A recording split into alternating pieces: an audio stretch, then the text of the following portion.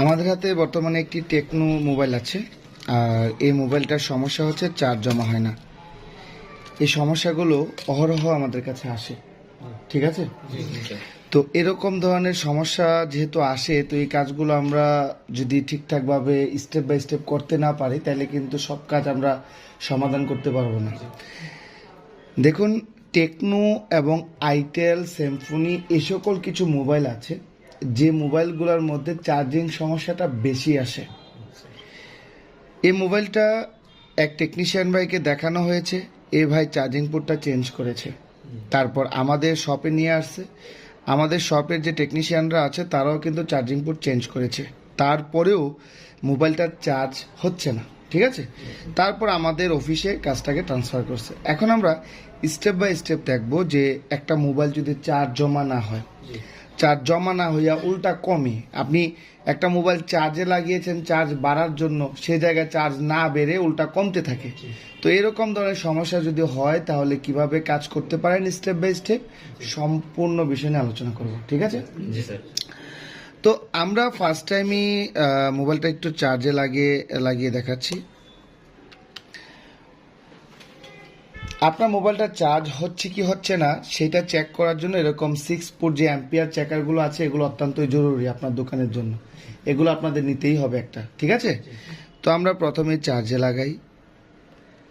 চার্জে লাগানো আছে। চার্জে লাগানোর পর লক্ষ্য করেন চার্জিং এর আইকন দেখিয়েছে,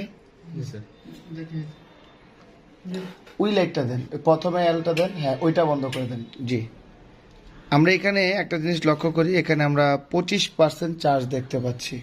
কত পার্সেন্ট? 25% চার্জ দেখতে পাচ্ছি। আমি আবারও লাগাই, কিছুই দেখাচ্ছে না, একটু খুলে লাগাই।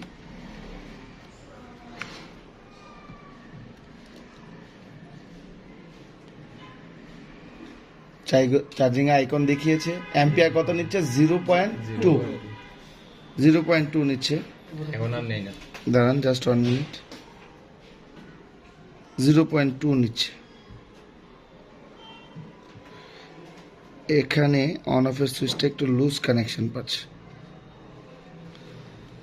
এখনই দেখিয়েছিল কত? 25, এখন দেখাচ্ছে কত? 2। অ্যাম্পিয়ার কত নিচ্ছে? 0.77 নিয়ে কিন্তু আবার চলে গেছে, তাই না? আচ্ছা, আবারও দেখি আমরা কত, 2%। যখন আমরা অন অফের সুইচের চাপ দিয়ে আলোটাকে আনছি তখনই কিন্তু 0.7 আসছে, যখন ডিসপ্লের আলোটা বন্ধ হয়ে যাচ্ছে তখন অ্যাম্পিয়ার ছেড়ে দিচ্ছে। বিষয়টা লক্ষ্য করছেন? আবারও দেখেন কত, 2% চার্জ, 0.7 নিয়েছে, অন অফের সুইচের চাপ দেওয়ার সাথে সাথে ডিসপ্লে বন্ধ হয়ে যাবে, অ্যাম্পিয়ার ছেড়ে দিছে। আনকমন একটি সমস্যা, এরকম আসতে পারে কি পারে না? আমি আবারও দেখেন, অন অফের সুইচের চাপ দিলাম, ডিসপ্লেতে আলো আসার সাথে সাথে কিন্তু অ্যাম্পিয়ার নিয়েছে কত? 0.7। এখন কথা হলো এই মোবাইলগুলো কত অ্যাম্পিয়ার নিলে ঠিক আছে? এই মোবাইলগুলো যখন আপনি চার্জের জন্য লাগাবেন তখন 1 অ্যাম্পিয়ারের উপরে যখন নিবে, বিশেষ করে 1.5 অ্যাম্পিয়ার নিলে তখনই কিন্তু আপনার মোবাইলের চার্জিং এরিয়া ক্লিয়ার আছে, অথবা চার্জিং আইসি বলেন, চার্জিং পুট বলেন, সবকিছু কি আছে? ঠিক আছে, কথা ক্লিয়ার? এটা হবে টাইপ বির ক্ষেত্রে। টাইপ সির ক্ষেত্রে কিন্তু অ্যাম্পিয়ার 2 পর্যন্ত নেয়, আর টাইপ বির ক্ষেত্রে সর্বনিম্ন 1, সর্বোচ্চ 1.5 বা 1.6 পর্যন্ত নিতে পারে। ক্লিয়ার? যখন এটা 1 অ্যাম্পিয়ারের নিচে নিবে তখন এটা চার্জ স্লো হবে, কথা ক্লিয়ার? যদি এরকম হয় 0.5, 0.7, 0.3, 0.4 এরকম হয় তাহলে চার্জ স্লো নিবে। এখানে দেখেন চার্জিং এর আইকন কিন্তু আমরা আবারও অন অফের সুইচের চাপ দিলে দেখেন এখনো কিন্তু চার্জিং আইকন দেখাচ্ছে। আই থিঙ্ক না রাখেছে একটু, আমরা দুইটাতেই চাপ দিয়ে ধরে রাখলাম যাতে লুজ কানেকশন আছে এরকমটা যাতে আমরা না ভাবি। দেখেন ডিসপ্লে বন্ধ হয়ে গেছে, আলো বন্ধ হয়ে গেছে, তাই না? আবারও দেখি, এখানে আমি চার্জিং এর যে লজিকটা আছে কানেক্টরের মধ্যে চাপ দিয়ে ধরে রাখলাম, কত? ওই সেম টু সেম, ঠিক আছে? তো এখন প্রথম স্টেপে যেহেতু চার্জিং পোর্টটাকে পরিবর্তন করা হয়েছে, তাহলে আমি আর চার্জিং পোর্ট পরিবর্তন করব না। কারণ প্রথম স্টেপে আমাদের চার্জিং পোর্ট পরিবর্তন করা অত্যন্তই জরুরি। ঠিক আছে, তো চার্জিং পোর্ট যেহেতু পরিবর্তন করেছে, এখন আমাকে দেখতে হবে চার্জিং পোর্টের যে লাইনগুলো আছে লাইনগুলো ঠিক আছে কিনা। কথা বলছেন কিনা?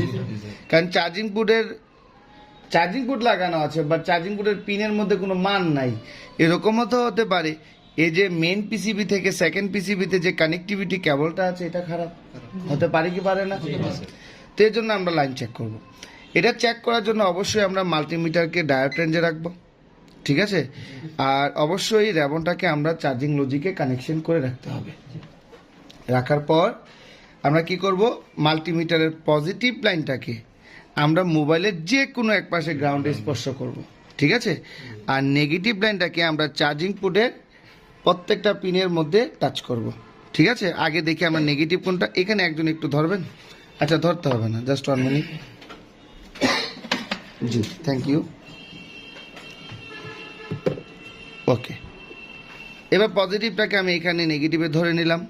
এখন আমরা দেখব চার্জিং পোর্টের কোন পাশে গ্রাউন্ড আছে। এটা ভিপ দেয়, তার মানে এটা ভিপ দিচ্ছে, এটা গ্রাউন্ডের অপোজিট পাশে যেটা হবে সেটা হচ্ছে পজিটিভ লাইন। তো আমরা দেখবো পজিটিভে লাইন আছে কিনা। আছে লাইন, মান দেখাচ্ছে 506 দেখাচ্ছে, তাই না? মানটা হবে 350 থেকে 950 মাঝামাঝি। এরপরে আমরা ডিএম এ দেখবো, পজিটিভের পাশে যেটা থাকবে সেটা হচ্ছে ডিএম। ডিএম এর মধ্যে মান আছে, অর্থাৎ ডাটা মাইনাস মান আছে। ডিপিতে দেখেন মান আছে। এরপরে হচ্ছে এনসি লাইন, আবার এটা কিছু কিছু মোবাইলে আইডি লাইন হিসাবেও কাজ করে, এটাতেও কিন্তু মান দেখতে পাচ্ছি। গ্রাউন্ড আছে, অর্থাৎ আমরা 5টা লাইনের মধ্যেই মান ঠিকঠাক পাচ্ছি। কথা বুঝতে পারছেন? এখন যদি ডিপি ডিএম এগুলো যদি মিসিং হতো তাইলেও কিন্তু আমাদের মোবাইলে স্লো চার্জ হওয়ার সমস্যা দেখাতো।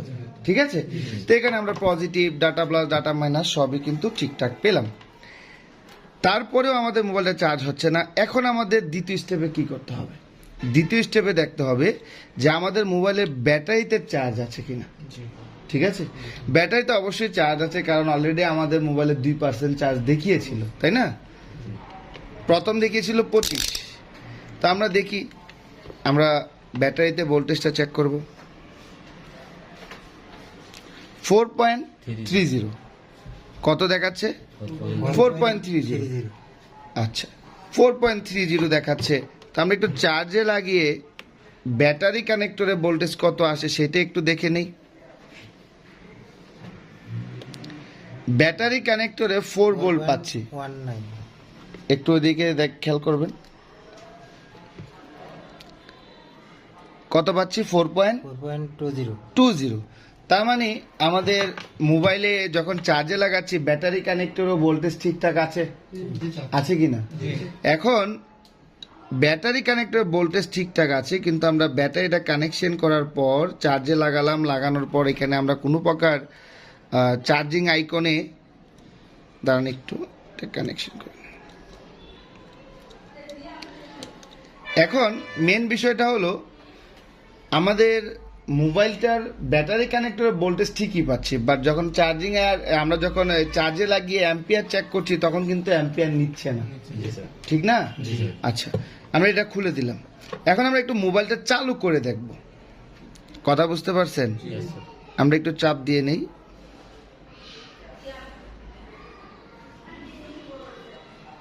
দেখুন, মোবাইলটা চালু করার জন্য যখন অন অফের সুইচের চাপ দিচ্ছি তখন এখানে কি দেখাচ্ছে, একটু লাইটটা কম হচ্ছে মনে হয়। দেখেন, যখন আমি মোবাইলটা চালু করার জন্য অন অফের সুইচের চাপ দিচ্ছি তখন এখানে এরকম একটা প্রতীক দেখাচ্ছে, অর্থাৎ চার্জিং এর আইকনটা দেখাচ্ছে যে আমার মোবাইলের ব্যাটারিতে একদমই চার্জ নাই। কথা বুঝতে পারছেন? আমি আবারও দেখেন অন অফের সুইচে চাপ দেই,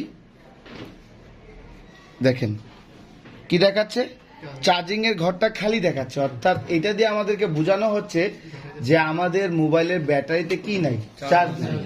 আচ্ছা, আমাদের মোবাইলের ব্যাটারিতে কত চার্জ দেখছিলাম এখন? 4.30। 4.30 মতো দেখেছি না? একটা মোবাইলের ব্যাটারিতে, অ্যান্ড্রয়েড মোবাইলের ক্ষেত্রে 4.20 হলে ফুল চার্জ থাকে ব্যাটারিটার মধ্যে। যখন 3.70 হবে তখনই কিন্তু মোবাইলটা চালু হবে। 3.70 পর্যন্ত যদি চার্জ থাকে ব্যাটারিতে, সেক্ষেত্রে মোবাইলটা কি হবে, চালু হবে। 3.80 হলে দেখা যাবে যে ব্যাটারিতে 40% 50% চার্জ আছে। 4 ভোল্ট হলে 70-80% চার্জ আছে। কথাটা কি বুঝতে পারছেন? বাট এটা 4.30 থাকা সত্ত্বেও মোবাইলটা কি হচ্ছে না, চালু হচ্ছে না। এখন আমরা কি করব, আমরা ব্যাটারিটাকে একটু পরিবর্তন করে দেখব যে ব্যাটারি পরিবর্তন করার পরে আমাদের মোবাইলটার সমস্যার সমাধান হয় কি না। আচ্ছা,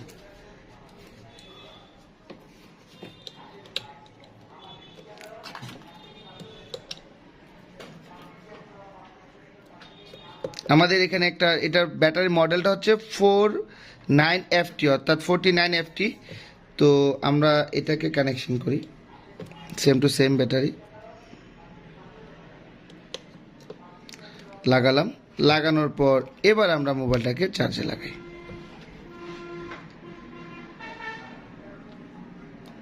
কত নিচ্ছে? 1.2। আমরা একটু অপেক্ষা করি। এখন কত নিচ্ছে? 1.9। ঠিক আছে, ঠিক আছে। আমরা ব্যাটারি পরিবর্তন করার পর এখন কিন্তু অ্যাম্পিয়ার নিচ্ছে 1.8 অ্যাম্পিয়ার। তার মানে আমাদের এখন চার্জিং এরিয়াটা ক্লিয়ার আছে। সমস্যাটা কোথায় ছিল? ব্যাটারিতে। এখন এটা অনেকে চিন্তাও করতে পারে না। আপনি দেখলেন আপনার মোবাইলের ব্যাটারিতে 4 ভোল্ট আছে, আমরা জানি 3.7 এর নিচে থাকলে ব্যাটারি সমস্যা, তাই না? এখন আপনি দেখতে পেলেন যে আপনার ব্যাটারিতে 4.2 ভোল্ট বা 4 ভোল্ট আছে, তারপরেও মোবাইল চালু হচ্ছে না। 4 ভোল্ট থাকলে যেহেতু ব্যাটারি ভালো, তার মানে মোবাইলের সমস্যা। আমরা এটাই তো ধারণা করে নিই, তাই না? এটাই তো ধারণা করি যে ব্যাটারিতে যদি 4 ভোল্ট থাকে তার মানে তো ব্যাটারি ঠিক আছে ভাই। কথা বুঝতে পারছেন? এখন আমরা কি করতাম, যদি ঠিকঠাক ভাবে না বুঝতাম, মোবাইলটা কিন্তু চালুও হচ্ছিল না ব্যাটারি দিয়ে, তাই না? এখন যদি আমরা কি করতাম, পাওয়ার আইসি সিপিইউ এমসিতে হিট করতাম, তাহলে কি হতো? বিষয়টা আরো কি জটিল হয়ে যেত না? বিষয়টা আরো জটিল হয়ে যেত।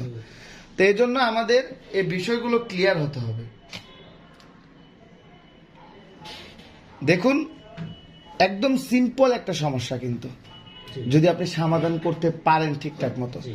আপনার ব্যাটারিতে 4 ভোল্ট থাক, তারপরেও ব্যাটারি সমস্যা হতে পারে, অর্থাৎ ব্যাটারিতে অ্যাম্পিয়ারের ঘাটতি থাকতে পারে। আমি আপনাদেরকে পাওয়ার সাপ্লাই দিয়ে দেখাইছিলাম না, আপনার মোবাইলে আপনি পাওয়ার সাপ্লাই 4 ভোল্ট সেট করে রেখেছেন, কিন্তু অ্যাম্পিয়ার যখন কম হবে তখন কিন্তু ওই পাওয়ার সাপ্লাই দিয়ে মোবাইল চালু হবে না। প্রুফ দেখাইছিলাম আপনাদের। তদ্রুপ ব্যাটারিতে 4 ভোল্ট চার্জ আছে, বাট অ্যাম্পিয়ারের ঘাটতি থাকার কারণে মোবাইলটা কি হচ্ছে না, চালু হচ্ছে না। কথা বুঝতে পারছেন? এখন আমরা যদি, আপনি যদি আমাকে ফোন করেন, স্যার মোবাইল চালু হচ্ছে না, ব্যাটারিতে 4 ভোল্ট আছে, কথা বুঝতে পারছেন, তখন কি হবে বিষয়টা? আসলে আপনাকে ভোল্টের সাথে সাথে অ্যাম্পিয়ারও চেক করতে হবে যে আপনার মোবাইলের ব্যাটারিতে অ্যাম্পিয়ার নিচ্ছে কিনা। কথা বুঝতে পারছেন? এখন ব্যাটারিতে অ্যাম্পিয়ার কিভাবে নেয় সেটাও আমি আপনাকে দেখাবো, যে একটা ব্যাটারি ঠিক আছে কিনা, অ্যাম্পিয়ার কিভাবে চেক করবেন সে বিষয় নিয়ে আমরা আলোচনা করব। ঠিক আছে? তো আমরা পারবো তো ইনশাল্লাহ এরকম ধরনের? শুধু চার্জ হয় না বিধায় চার্জিং আইসিতে সমস্যা হবে এমন কিছু? এখন কত নিচ্ছে? 1.80 তো নিচ্ছে। আমরা চার্জিং লাইনতে খুলে এরপরে দেখি মোবাইলটা চালু হয় কিনা। তখন তো মোবাইলটা চালু হচ্ছিল না, তাই না?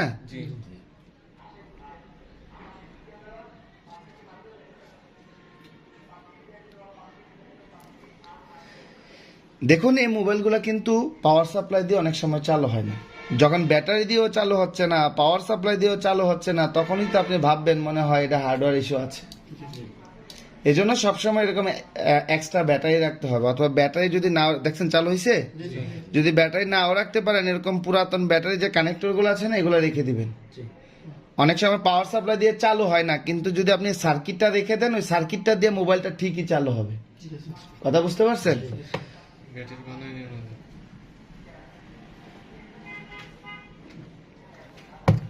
বন্ধুরা, আমাদের এই মোবাইল রিপেয়ার হসপিটাল বিডির ফেসবুক পেজ এবং ইউটিউব চ্যানেলে প্রতিনিয়ত চেষ্টা করি এমন কিছু ভিডিও আপলোড করার জন্য, যে ভিডিওগুলো দেখে যাতে সত্যিকার অর্থে আপনারা উপকৃত হয়ে থাকেন। যারা আমাদের ভিডিও দেখে উপকৃত হয়ে থাকেন অবশ্যই আমাদের চ্যানেলটা সাবস্ক্রাইব করে দিবেন, আর যারা ফেসবুক পেজ থেকে দেখেন তারা অবশ্যই আমাদের ফেসবুক পেজটাকে ফলো করে দিবেন। আর যারা মোবাইল রিপেয়ারের কাজ শিখতে ইচ্ছুক তারা স্ক্রিনে দেওয়া ফোন নাম্বারে হোয়াটসঅ্যাপ বা ইমোতে আমাদের সাথে সরাসরি যোগাযোগ করতে পারেন। বন্ধুরা, আজ আর নয়, কথা হবে আপনাদের সামনে নেক্সট কোনো ভিডিওতে। সে পর্যন্ত সুস্থ থাকবেন, ভালো থাকবেন। আসসালামু আলাইকুম রহমতুল্লাহি ওয়া বারাকাতুহু।